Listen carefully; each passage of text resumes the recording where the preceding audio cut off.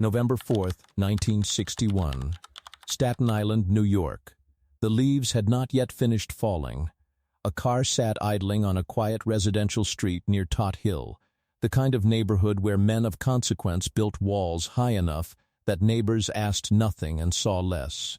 Inside the house, a woman was getting dressed for dinner.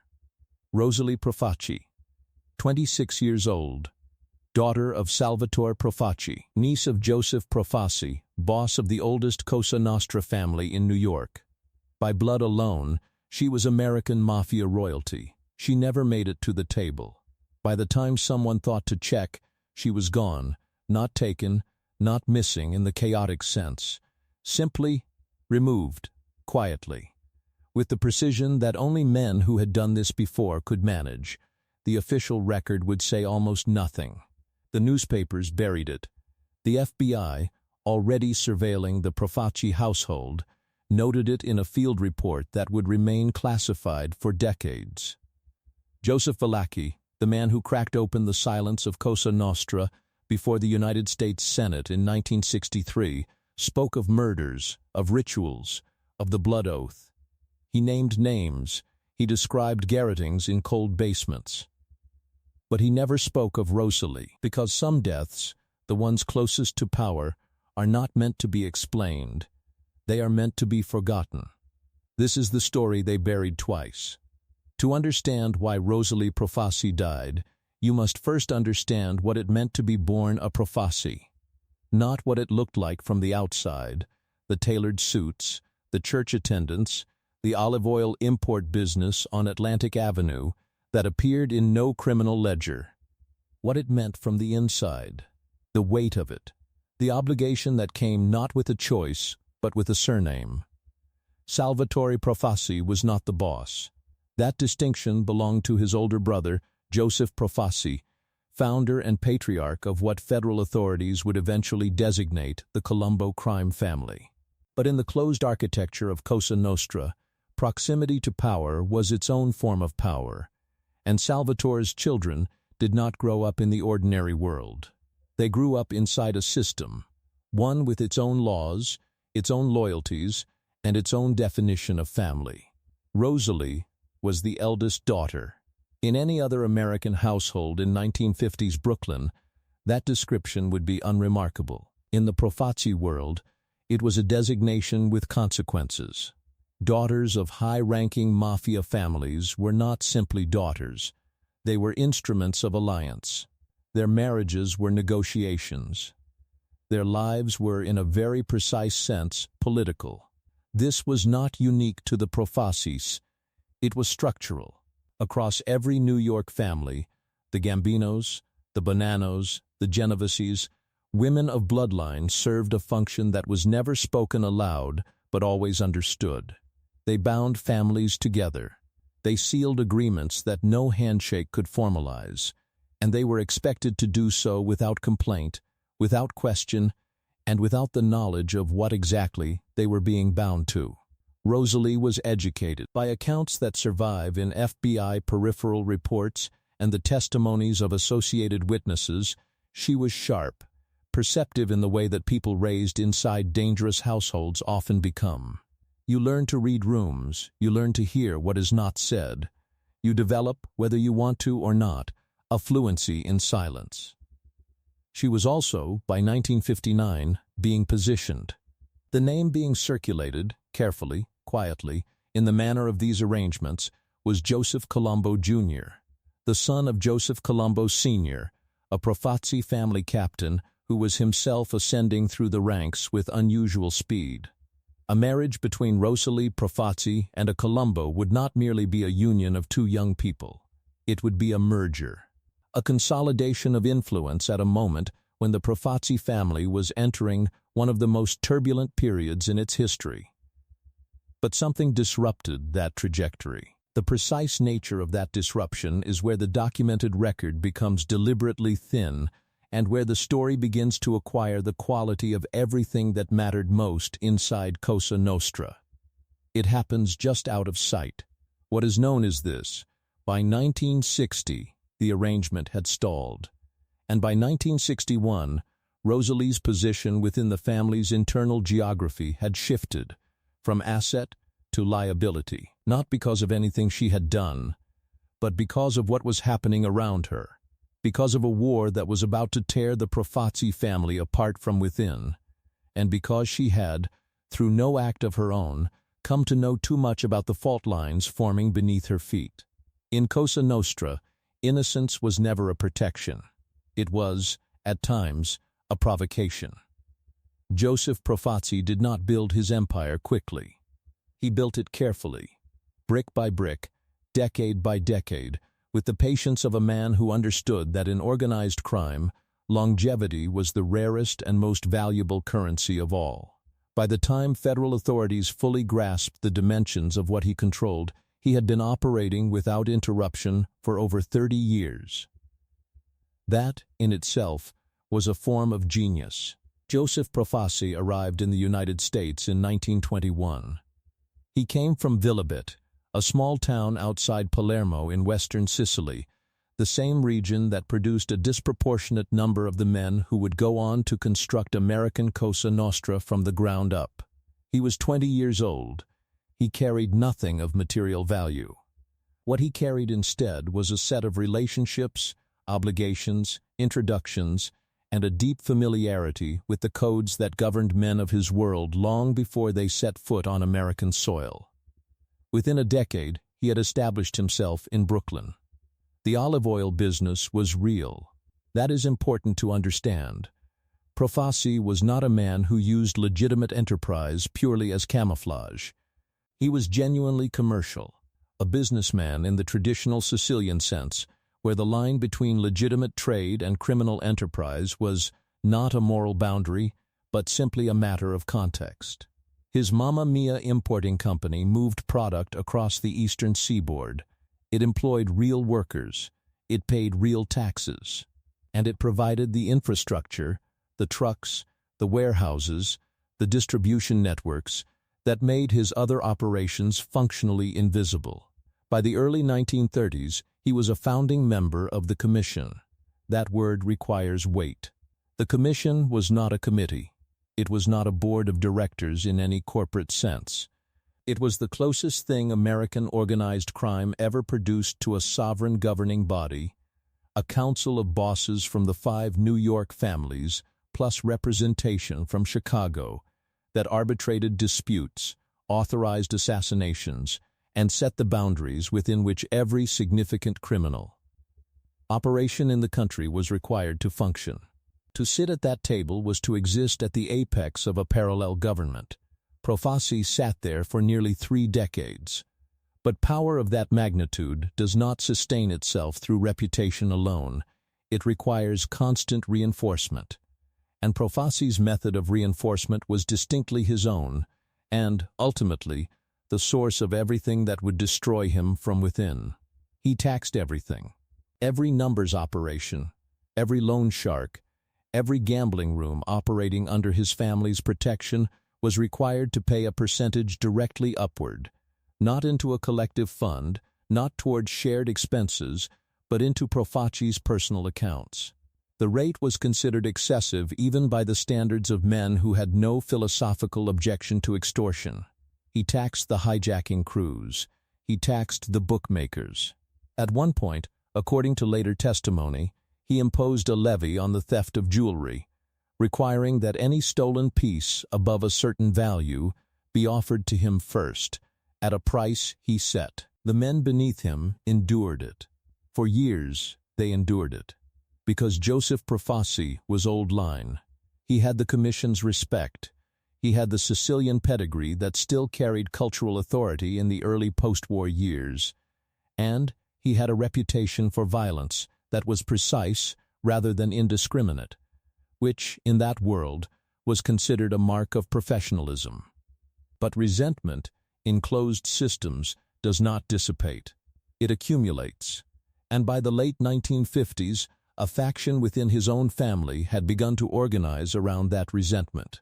3 brothers, Larry, Albert, and Joey Gallo, operating out of Red Hook, Brooklyn, had built their own crew with their own loyalties and their own increasingly aggressive contempt for the man at the top. They called him the olive oil king, not as a compliment. The gallows were a different species of criminal from Profaci. Where he was patrician and deliberate, they were volatile and performative. Joey Gallo in particular had cultivated a persona that was almost theatrical, well-read, unpredictable, dangerous in the specific way that men are dangerous when they have decided they have nothing to lose. They began making demands, more autonomy, a larger share, recognition. Profaci gave them nothing. And into this tension, this pressure system building beneath the surface of the family, Rosalie existed as something far more fragile than anyone acknowledged. She was blood to the man the gallows wanted to destroy. She was close enough to the center to have absorbed, through proximity and perception, the shape of what was coming, and she was young enough and female enough that no one thought to consider what she might do with what she knew. That miscalculation would prove fatal. The first shot was not a bullet. It was a kidnapping. In the summer of 1961, the Gallo faction made a move so audacious it momentarily paralyzed the entire New York underworld. They abducted 4 Profaci loyalists, capos, men of rank, and held them as leverage. The demand was simple and unprecedented.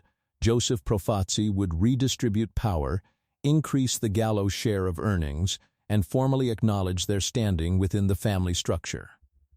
It was, in the language of Cosa Nostra, an act without precedent. You did not take a boss's men. You did not issue ultimatums to a commission member. These were not merely tactical violations. They were existential ones, challenges to the entire architecture of authority that held the system together. Profaci negotiated. He appeared to concede. The hostages were released. And then he did what men like Joseph Profaci always did when they were forced to bend. He waited, and he answered. The conflict that followed would come to be known as the First Gallo-Profaci War, a period of targeted assassinations, disappearances, and institutional violence that ran from 1961 through 1963 and left bodies distributed across Brooklyn with the quiet regularity of a collection schedule. It was not the largest war in New York Mafia history. It was not the most publicly visible. But it was, in certain respects, the most politically consequential, because it erupted at precisely the moment when the United States government had finally committed itself to dismantling Cosa Nostra from the outside. The timing could not have been worse for the families involved. Robert Kennedy had been appointed Attorney General in January 1961. Unlike his predecessors, Kennedy did not treat organized crime as a peripheral law enforcement concern. He treated it as a national security matter. He expanded the FBI's Organized Crime Division. He pressured J. Edgar Hoover, who had spent years publicly denying the existence of the Mafia, to redirect resources, and he personally supervised the construction of cases against specific bosses. Joseph Profaci was on that list. So the Profaci family entered its internal war already under federal surveillance. FBI field agents monitoring the Tot Hill residence noted unusual patterns of movement throughout the spring and summer of 1961. Vehicles arriving and departing at irregular hours. Meetings that violated the family's normally disciplined protocols. Tension made visible in small behavioral details, the kind that surveillance operatives are trained to read. Inside the household, the war was not an abstraction. It was dinner-table conversation conducted in careful half-sentences. It was the sudden absence of men who had previously been present. It was the atmosphere of a family that had spent decades insulating itself from consequence now feeling, for the first time, genuinely exposed. Rosalie absorbed all of it. What the Gallo War did, beyond its immediate casualties, was force a series of internal realignments within the Profaci structure that created new and dangerous configurations of loyalty. Men who had previously been reliable became uncertain quantities. Capos, who had collected their percentages without complaint, began calculating odds. And the family's upper tier, the men directly connected to Joseph Profaci by blood or by decades of shared criminal history, found themselves in an increasingly narrow circle. That circle included Salvatore Profaci, and by extension, his children. The specific intelligence that Rosalie had access to was not the result of espionage or deliberate disclosure. It was the result of geography and relationship. She lived within the perimeter. She heard conversations that were not intended for her.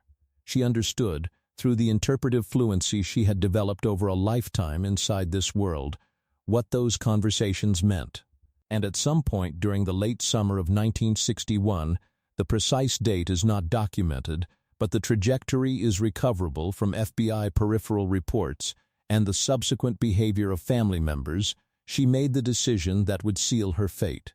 She spoke. Not to a federal agent. Not to a journalist. The idea that a Profaci daughter would cross that particular line was, in that context, almost unthinkable. She spoke to someone inside the extended family network. A confidence. A disclosure. An expression, perhaps, of fear or of the particular moral nausea that can overtake even people raised inside violent systems when they finally see the violence clearly enough. The content of what she said has never been formally established. What is established is the response. Within weeks, the atmosphere around Rosalie changed. The visits stopped. The invitations ceased. The warmth that even Mafia families perform for their own, the Sunday meals, the public affections, was quietly withdrawn. She was being assessed.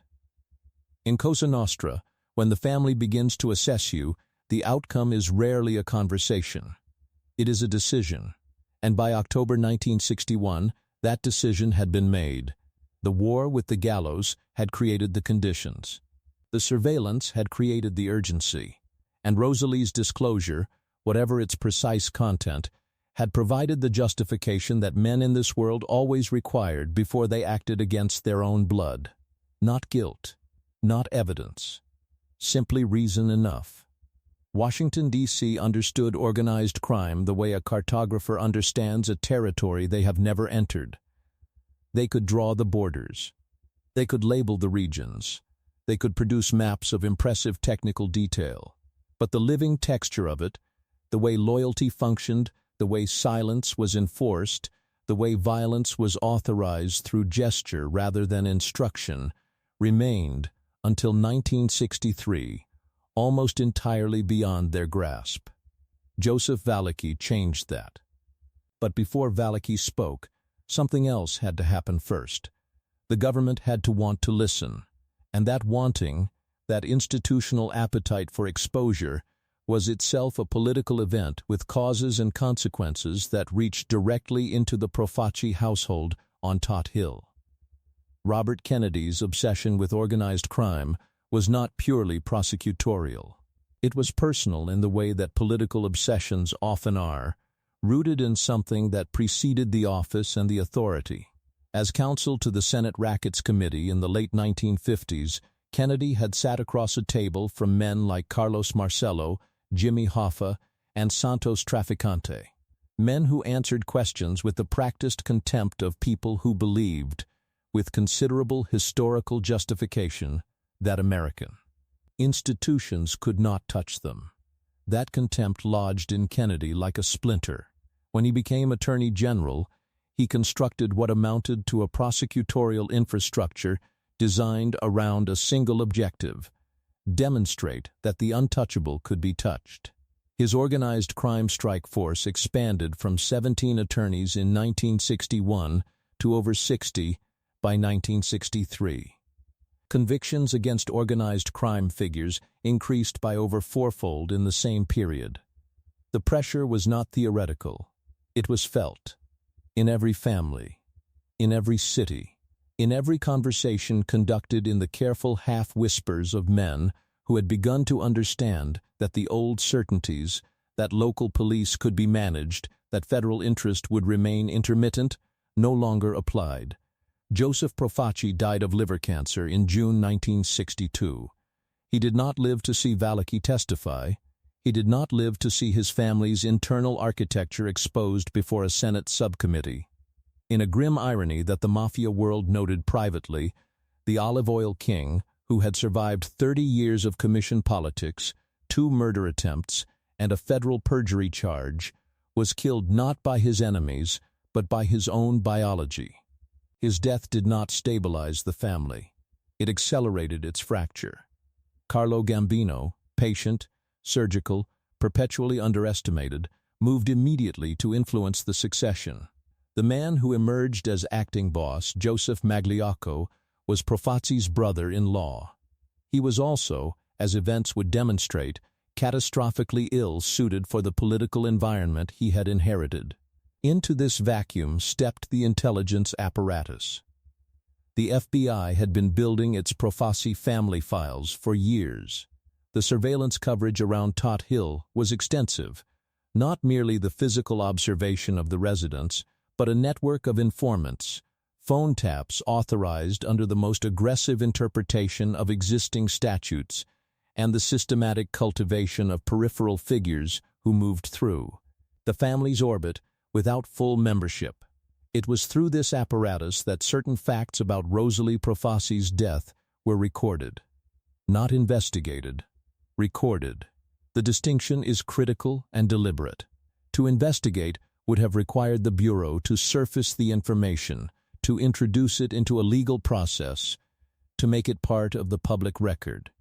And in the political calculus of 1961 and 1962, that was not a calculation anyone in the Justice Department was prepared to make. Rosalie Profaci was not a federal witness. She was not an informant. She had no official relationship with any law enforcement body. She was a civilian, technically, who had died within the perimeter of a family under surveillance. To surface her death would have required explaining how the Bureau knew what it knew. It would have required burning sources that were considered more valuable than the resolution of one woman's murder. And so the information was filed, classified, separated from the public record with the same administrative precision that the family itself had applied to the physical evidence. Joseph Valachi testified before the Senate Permanent Subcommittee on Investigations in September and October of 1963. The hearings were televised. Millions of Americans watched a compact, nervous man from the Bronx, a soldier, not a boss, a man of limited rank but comprehensive proximity, dismantle in public the organizational secrecy that Cosa Nostra had maintained for 4 decades. He named names. He described the initiation ceremony, the burning of the saint's card, the pricked finger, the blood oath. He explained the structure, the boss, the underboss, the consigliere, the capos, the soldiers. He used for the first time in any public forum the phrase Cosa Nostra, our thing, to describe the organization. The hearings produced a sensation. They also produced something less visible but more consequential, a systematic reassessment within every surviving family of who knew what, who had spoken to whom, and where the vulnerabilities in their respective information architectures actually resided. Inside the remnants of what had been the Profaci family, now reorganizing under Magliocco's uncertain leadership, that reassessment was conducted against the backdrop of everything that had already happened. Valachi had spoken, but Valachi was a soldier. His knowledge, while broad, had limits. There were things he did not know, things that had occurred inside the Profaci household that never reached the level at which Valachi operated. Things like Rosalie. The Senate hearings made her silence, already permanent by November 1961, retroactively necessary in a way that even her killers could not have fully anticipated at the time of the act. Because Valachi's testimony demonstrated, beyond any remaining doubt, that the walls of Cosa Nostra were not impermeable. They had already been breached once. The family could not afford to discover, in the full glare of a Senate subcommittee and national television, that they had been breached from within. By blood, by a young woman at a dinner table who had simply listened too carefully and spoken too honestly. The political moment that Valachi created did not cause Rosalie's death, but it illuminated, with the cold clarity of retrospect, exactly why her death had been considered necessary, and why no one, not the Bureau, not the Senate, not the press, was ever permitted to ask the question aloud. There is a specific quality to the silence that precedes a mafia execution. It is not the silence of absence. It is the silence of withdrawal, of warmth becoming neutral, of neutral becoming cold, of cold becoming the particular atmospheric pressure that men and women raised inside these systems learn, at a cellular level, to recognize as terminal. Rosalie Profaci entered that silence in the early autumn of 1961. She did not enter it suddenly. She entered it the way a tide withdraws, gradually, almost imperceptibly, until one morning you look at the shoreline and realize that everything that was once there is gone. The mechanism of isolation in Cosa Nostra was never accidental. It was a process, deliberate, coordinated, and conducted with the same operational discipline that governed every other significant family decision. When the determination had been made that a person represented a liability, regardless of their blood, regardless of their gender, regardless of the affections that may have been genuine up to the moment the calculation changed, the family moved in a specific sequence. First, information was restricted. The conversations that had previously occurred in Rosalie's presence began to migrate to other rooms.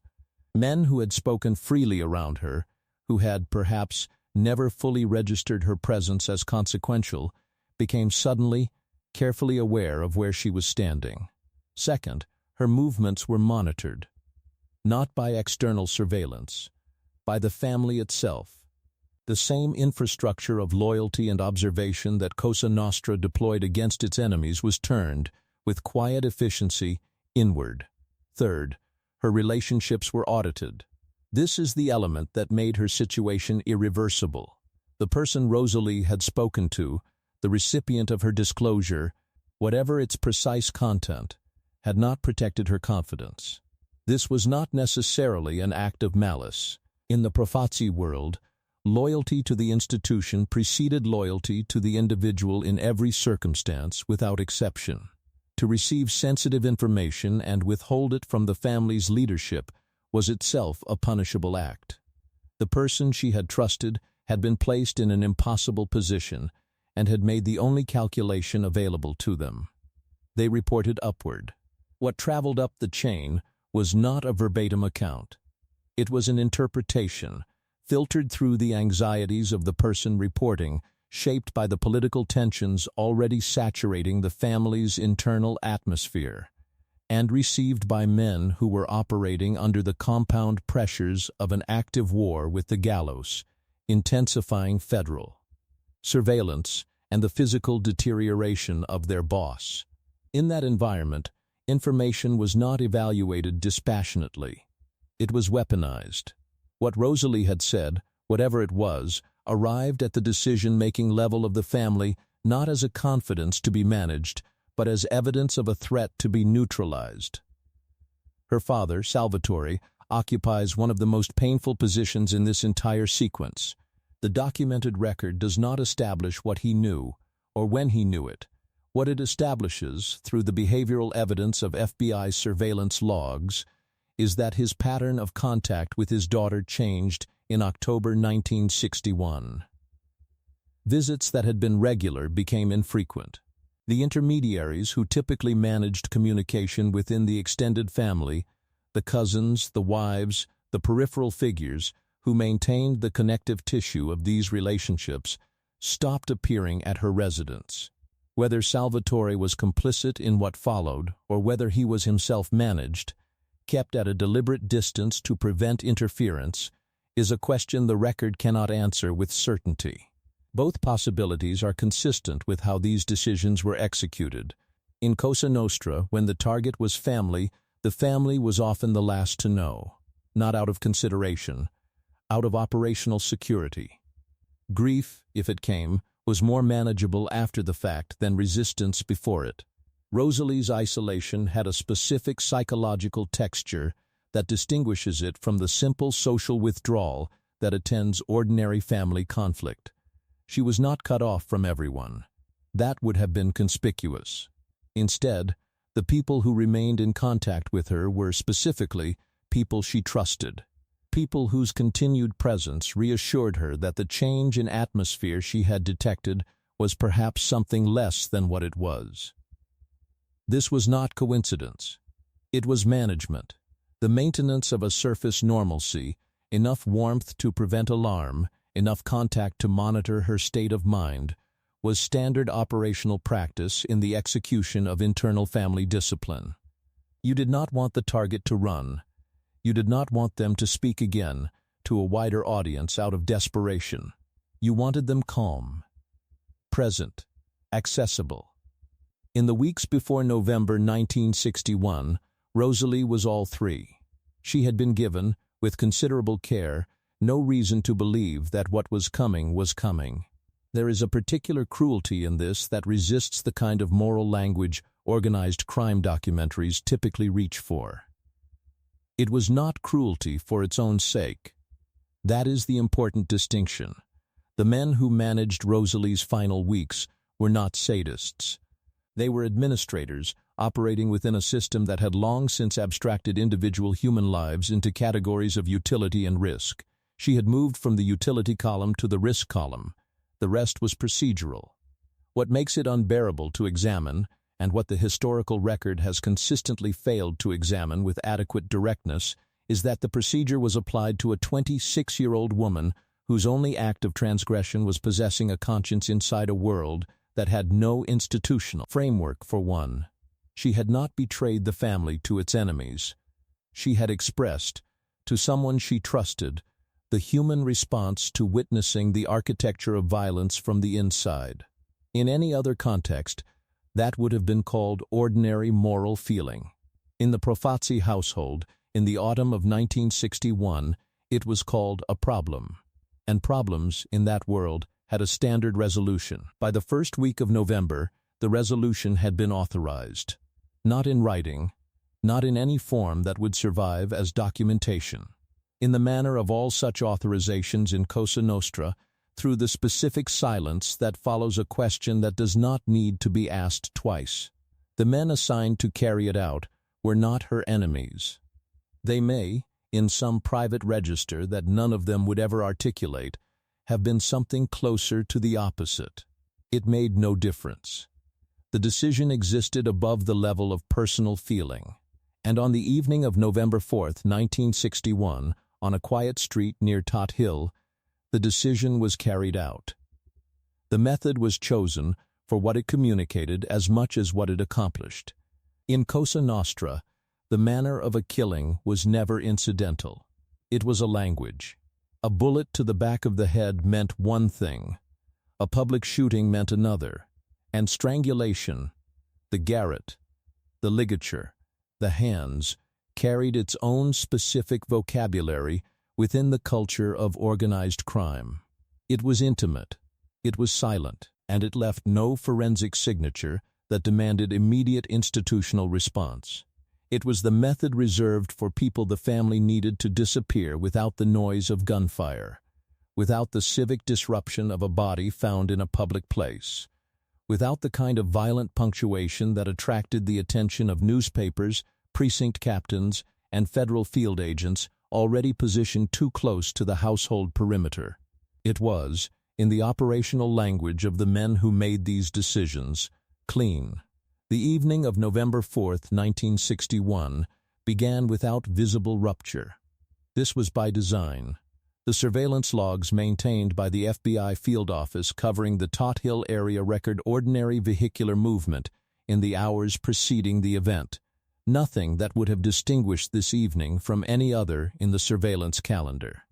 The men involved had been chosen, in part, for their ability to move within the family's normal operational geography without generating anomaly. Rosalie was at home.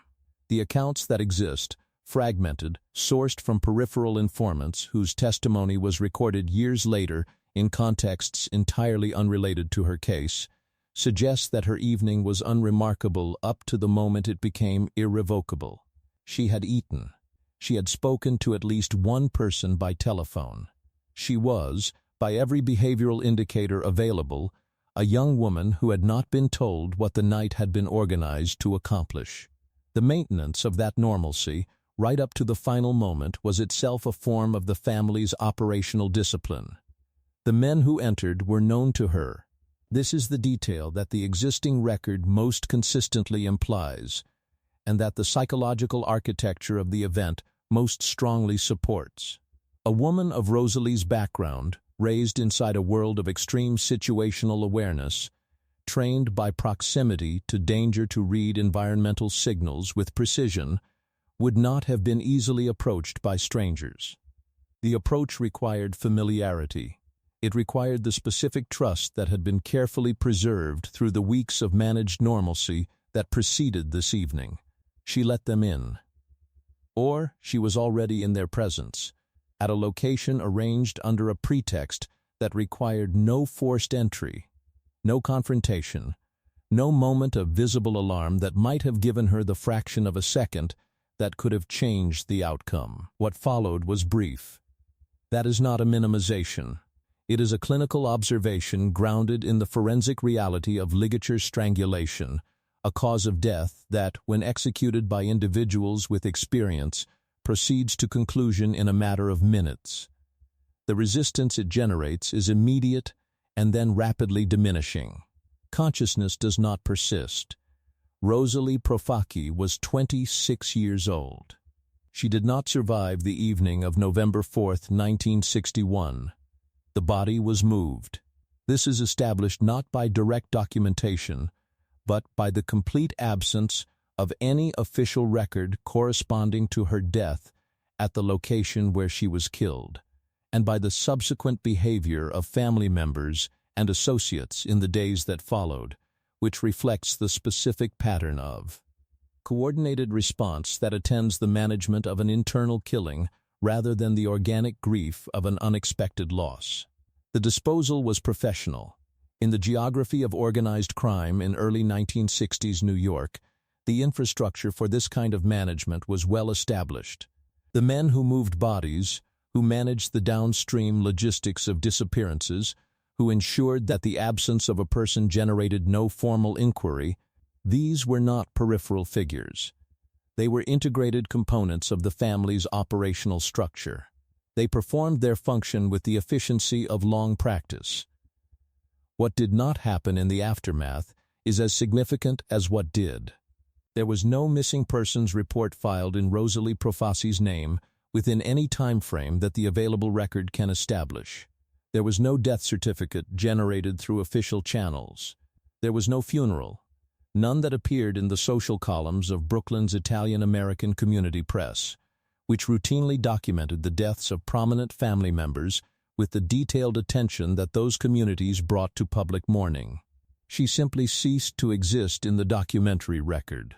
Not through oversight, not through administrative failure, through the application of the same systematic discipline that the Profaci family had spent 3 decades refining, the ability to make things disappear so completely that the disappearance itself left no visible outline.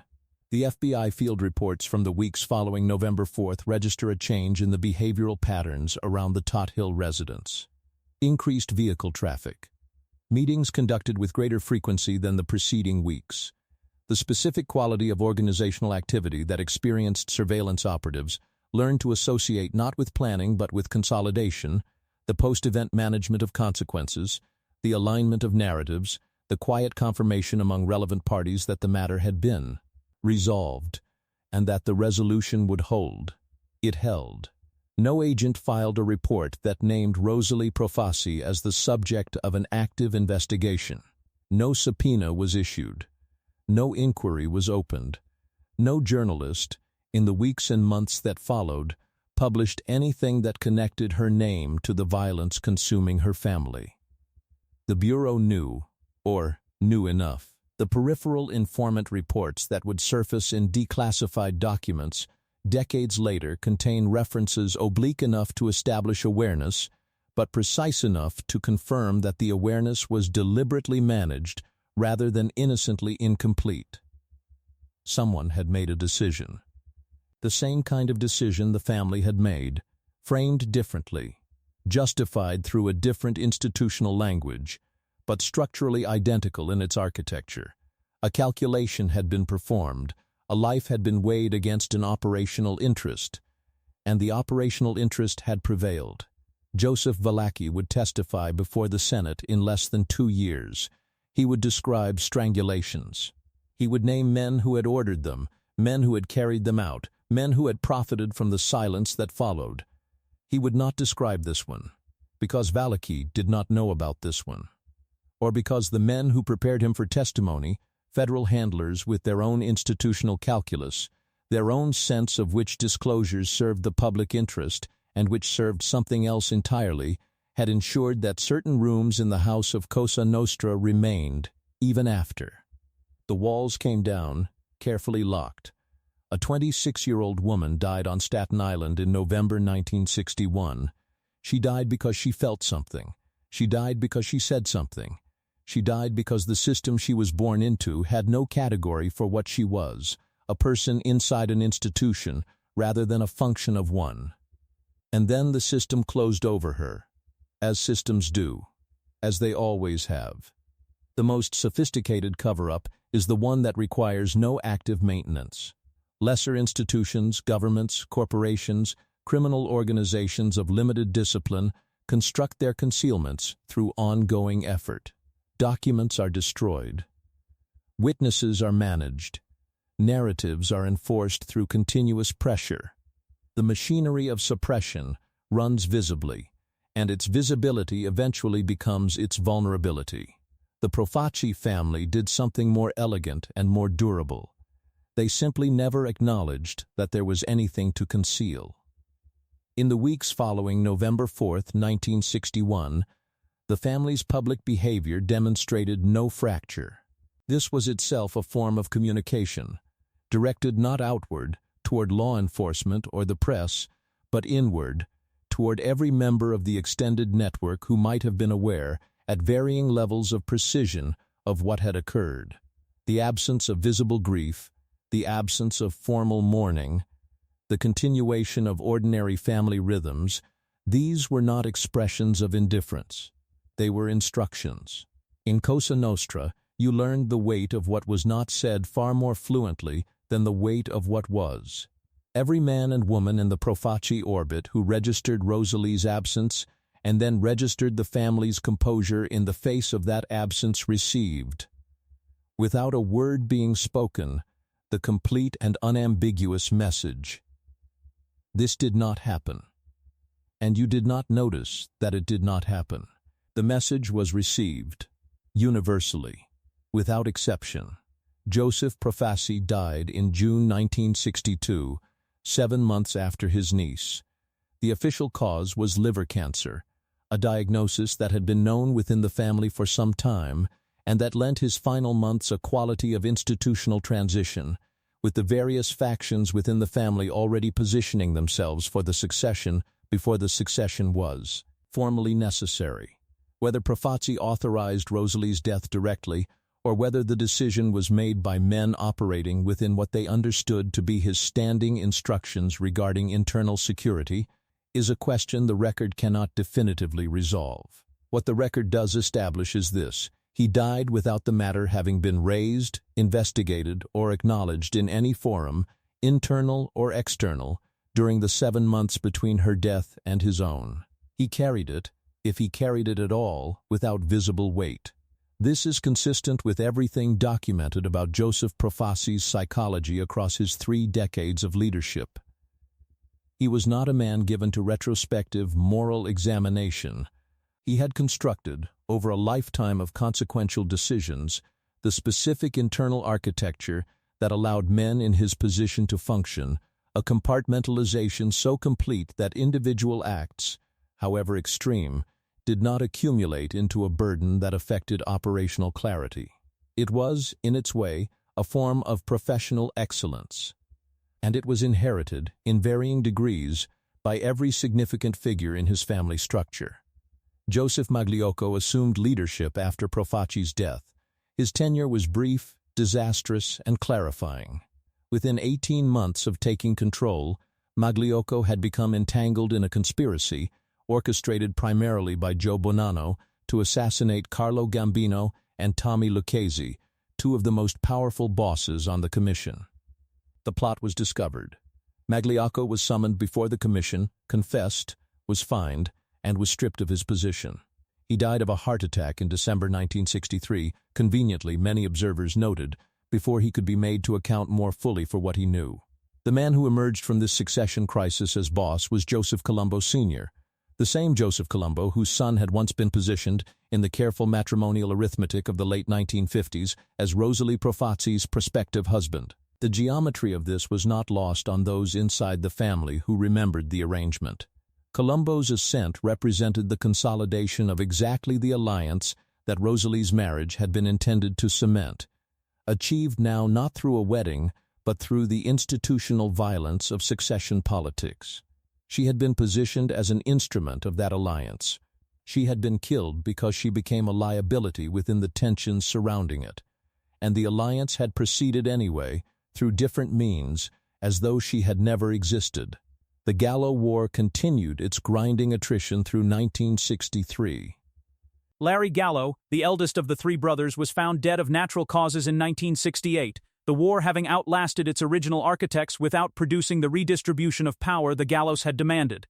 Joey Gallo was released from prison in 1971, attempted to rebuild his position, cultivated an unlikely celebrity profile in Manhattan literary circles, and was shot dead at Umberto's Clam House in Little Italy in April 1972, killed, most analysts concluded, by the Colombo family in resolution of the original conflict. The war that had provided the political context for Rosalie's death thus concluded, a decade later, with the death of the man whose faction had most directly precipitated the crisis that made her a liability. There was no symmetry in this, no justice, simply the long, grinding resolution of institutional violence working its way through the available human material until the dispute exhausted itself. The FBI's declassified files on the Profaci family, released in partial tranches across the 1980s and 1990s under Freedom of Information requests, contain the peripheral informant references previously noted. They are characterized by a specific quality of deliberate imprecision. Details that, assembled carefully, point toward the event without ever naming it directly. A reference to a family matter resolved in November of that year. A notation about internal discipline applied at the highest level of the household. A filed observation that certain individuals connected to the residence were no longer present in surveillance coverage following the 4th of the month. These entries were made by agents who knew what they were recording. They were filed by supervisors who knew what they were receiving, and they were classified by administrators who understood, with the institutional clarity that large bureaucracies bring to the management of uncomfortable knowledge, that some information serves the public interest better when it remains precisely where it is, in the dark, filed, forgotten. This was not corruption in the simple sense of the word. There were no payments, no direct instructions from political superiors to suppress a specific investigation. It was something more ambient and therefore more durable. The organic tendency of institutions to protect their operational interests by declining to pursue knowledge that would complicate those interests. The FBI needed its informant networks intact. It needed its surveillance infrastructure undisturbed. It needed the Valachi testimony to land with maximum impact without the distraction of subsidiary investigations that would raise questions about what the Bureau had known and when. Rosalie Profaci's death was, in this calculus, a complication without a compensating benefit. And so it was managed the way institutions manage inconvenient complications, with patience, with paperwork, with the long, reliable amnesia of the filing cabinet. The people who knew what happened, the men who carried it out, the men who authorized it, the peripheral figures who registered her absence and understood its cause, are, by any actuarial assessment, dead. They died as men in that world typically died, of old age if they were fortunate, of violence if they were not, of the slow institutional erasure that attends the collapse of the criminal structures that gave their lives their specific gravity. They did not speak. Not one of them, in any confession, any deathbed disclosure, any cooperation agreement with federal prosecutors across the decades of RICO prosecutions that dismantled the New York families piece by piece from the 1980s onward, introduced Rosalie Profaci's name into the public record in connection with what happened on November 4, 1961. The silence held, not because it was maintained through force, though force was always the ultimate guarantor, but because the silence had become, over time, the natural condition of the knowledge it contained. There was no one left who remembered her as anything other than an absence, and an absence, by definition, requires no active suppression. It simply persists. Return to Tot Hill, November 4, 1961. The leaves have finished falling now. The street is quiet, in the manner of streets that have absorbed something irreversible and closed over it, the way water closes over a stone, smoothly, completely, without retaining the shape of what passed through it. A car idles at the curb. Somewhere inside a house on this street, a young woman is present for the last time in the world that made her. And the world that made her is in the process of unmaking her with the same systematic precision it applied to everything else it needed to manage. This is where we began. This is where everything leads. The story of Rosalie Profaci is not, at its core, a story about the Mafia. It is a story about what happens when a human being exists inside an institution that was designed, without a category, for their full humanity. Cosa Nostra was, in its operational architecture, a system of total instrumentalization. Every person within it, from the boss at the apex to the soldier on the street, existed in functional relationship to the institution's requirements. Their value was calibrated continuously against their utility. Their loyalty was assumed until demonstrated otherwise, and demonstrated otherwise only once. Women within this architecture occupied a specific and particularly precarious position. They were present, at the tables, in the households, within the conversations, but their presence was not understood as participation. They were the medium through which the institution reproduced itself, biologically, through children who would inherit its obligations, socially, through marriages that sealed its alliances, and culturally, through the domestic maintenance of the rituals and relationships that gave the institution its texture and its continuity. They were essential, they were invisible, and they were, when the institution required it, entirely expendable. Rosalie did not attempt to destroy the system that killed her. This is the element of her story that resists the narrative frameworks we typically apply to cases of this kind: the whistleblower arc, the defector's journey, the moral hero whose courage precipitates institutional crisis. She was none of these things. She was a young woman who felt something, the specific, ungovernable human response to witnessing violence and complicity from the inside, and expressed that feeling to someone she trusted. That is all. The act required no exceptional courage. It required only the ordinary human impulse toward honesty that most people exercise dozens of times daily without consequence. In the world she inhabited, that impulse was fatal. What does this reveal about organized crime? Not what the Senate hearings suggested. Not the organizational charts and the blood oaths and the formal hierarchies that Valachi described with such careful detail before the cameras. It reveals something older and less dramatic and more difficult to prosecute. It reveals that the most durable power any institution possesses is not its capacity for violence, though that capacity is real and its deployment is precise. It is the institution's capacity to define, for everyone within its perimeter, what counts as real. Joseph Valachi described murders.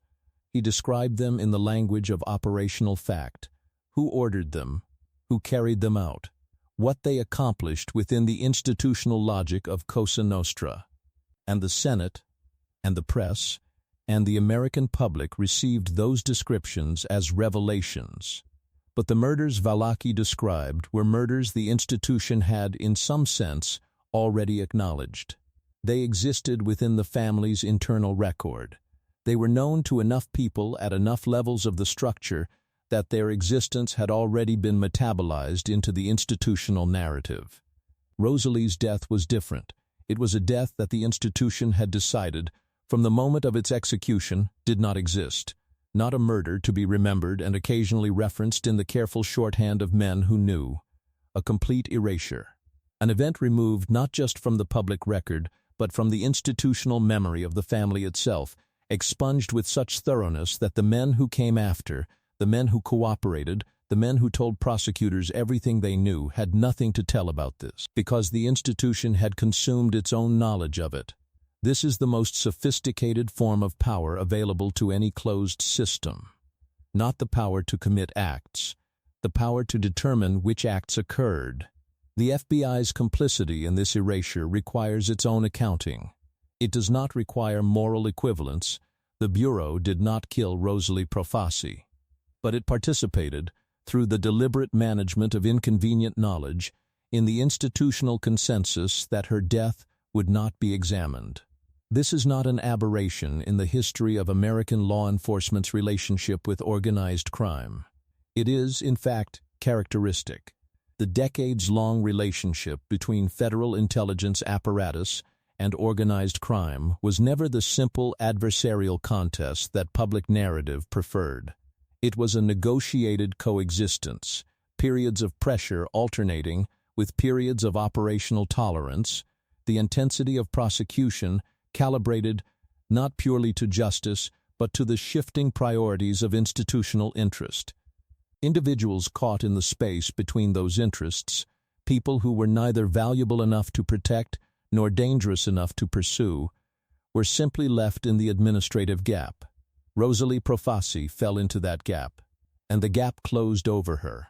Carlo Gambino outlived everyone. The man who had maneuvered through the Profaci succession crisis, who had survived the Gallo War by staying precisely far enough from it to avoid its consequences, who had watched Valachi testify and Magliocco confess and Colombo rise and fall, died in his bed in October 1976 of a heart attack. At home, in the company of his family. He was 63 years old, had run the most powerful criminal organization in the United States for nearly 2 decades, and had never spent a significant day in federal custody.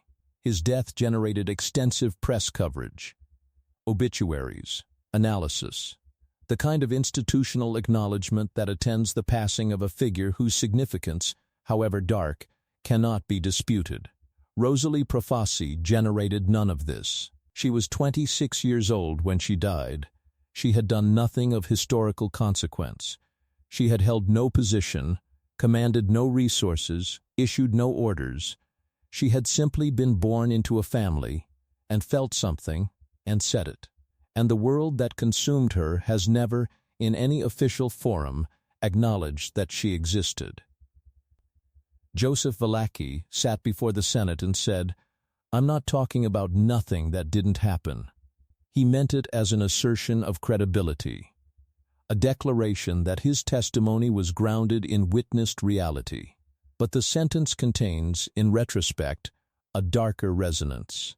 Because the things that didn't happen, the deaths that were erased rather than committed, the lives that were unmade rather than taken, the human beings who were disappeared so completely that their disappearance left no visible outline, these are precisely the things that no testimony, however courageous and however comprehensive, has ever fully addressed. Valachi showed the Senate the architecture of Cosa Nostra. He showed them the load-bearing walls, the structural supports, the organizational logic that held the whole construction together. What he could not show them, what no witness, institutional or individual, has ever shown them, was what was buried in the foundation. The street on Tot Hill is quiet tonight. It has been quiet for 65 years. The house still stands. The neighborhood has changed around it in the ordinary ways that neighborhoods change. Different families, different vehicles, different children running on the same pavement where men of consequence once built their walls. The walls themselves are gone. The institution that built them is gone, fractured by RICO, hollowed by cooperation agreements, reduced from its post-war apex of systemic power to something vestigial and diminished. But the silence that was constructed on that street on the evening of November 4th, 1961, has proven more durable than any of it. More durable than the family. More durable than the commission. More durable than the men who ordered what happened, and the men who carried it out, and the agents who filed the reports, and the senators who held the hearings, and the journalists who wrote the stories. The silence outlasted all of them. Because silence, when it is built carefully enough and maintained long enough, stops requiring maintenance. It becomes the condition of the world rather than a condition imposed upon it. And a young woman who felt something and said it, who committed no act more transgressive than the exercise of ordinary human conscience, remains where the institution placed her. Out of the record, out of the memory, out of the story that the world has agreed, without ever explicitly agreeing, to tell about itself. The leaves fall on Tot Hill. The street is empty. And somewhere in the architecture of silence that surrounds this case, in the classified files and the unasked questions and the careful absences in the testimony of men who knew everything and said almost enough, Rosalie Profaci remains. Waiting for the question no one has yet thought to ask, or no one has yet dared.